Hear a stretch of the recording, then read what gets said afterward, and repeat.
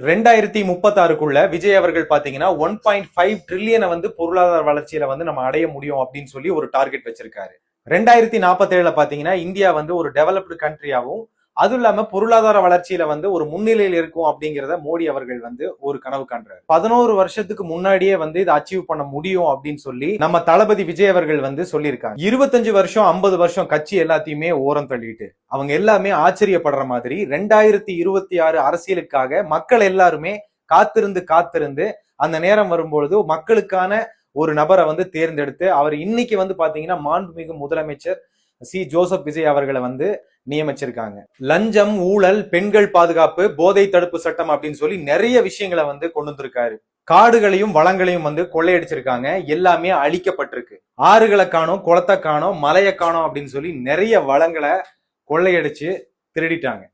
இது எல்லாத்தையுமே சரி பண்ணணும் அப்படின்னு ஊழலை அழிக்க ஒரு மனுஷன் வந்திருக்காரு அப்படின்னா அவர் எந்த அளவுக்கு ஒரு கனவோட இந்த இடத்துக்கு வந்திருப்பாரு. இது எல்லாத்தையுமே நம்மளால பண்ண முடியுமா அப்படிங்கிறது தெரியாது. ஆனா சிஎம் சார் அவர்கள் பாத்தீங்கன்னா நம்ம மக்கள் மேல இருக்கிற நம்பிக்கையில என்னால் அதை முடியும், இதை கண்டிப்பா இதை செயல்படுத்த முடியும் நடைமுறையில அப்படிங்கிற ஒரு பெரிய நம்பிக்கையில இதை தொடர்ந்து முயற்சி பண்ணிட்டே இருக்காரு. தமிழ்நாட்டுல பாத்தீங்கன்னா 2036ல 1.5 ட்ரில்லியன் வரைக்கும் பொருளாதார வளர்ச்சி மாறணும் அப்படின்னா ஒரு சர்வே சொல்லுது ஒரு தனிப்பட்ட மனுஷனோட மாத சம்பளம் 18,000 வரைக்கும் இருக்கும் அப்படிங்கிறதையும் சொல்லியிருக்காங்க. நம்ம நாட்டோட பொருளாதார வளர்ச்சி நல்ல நிலைமைக்கு இருக்கணும் அப்படின்னா ஒரு தனிப்பட்ட மனுஷனுடைய பொருளாதாரம் ஒரு நல்ல நிலையில இருக்கணும் அப்படின்னு சொல்லி நம்ம விஜய் சார் நினைக்கிறாரு. அதுக்கு இந்த லஞ்சம், ஊழல் அப்படிங்கிற விஷயம் எல்லாமே இருக்கக்கூடாதுன்னு ஆணித்தரமா அதை நம்புறாரு. ஒவ்வொரு மனிதனுக்கும் பாத்தீங்கன்னா ஒரு தனி மனித ஒழுக்கம் அப்படிங்கிறது வேணும். இப்ப என்னன்னு பாத்தீங்கன்னா நம்ம தனி மனித ஒழுக்கம் இருக்கும்போது நம்ம வருங்காலத்துல பாத்தீங்கன்னா ஒரு வரலாறையே நம்மளால படைக்க முடியும். அதுக்கு என்ன காரணம்னு பாத்தீங்கன்னா இப்போ அரசியல் சார்ந்து பார்க்கும்போது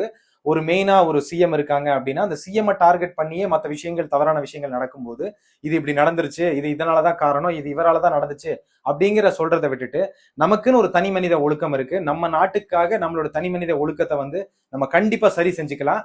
அதை சரி செய்யும் போது நம்ம நாடும் சரி, நம்ம வருங்காலமும் சரி வேறு மாதிரியான ஒரு நல்ல இடத்தை ரீச் பண்றதுக்காக நம்ம தளபதியோட நம்மளும் சேர்ந்து கை கோர்த்து போராடுவோம்.